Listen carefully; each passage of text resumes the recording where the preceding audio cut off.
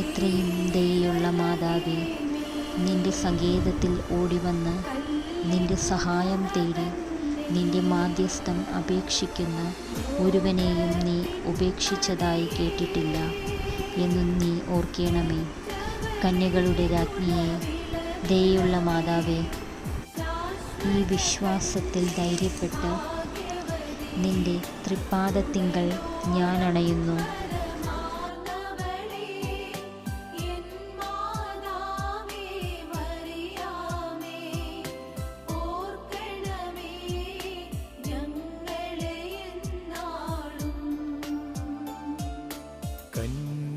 കന്യകമറിയാമേ,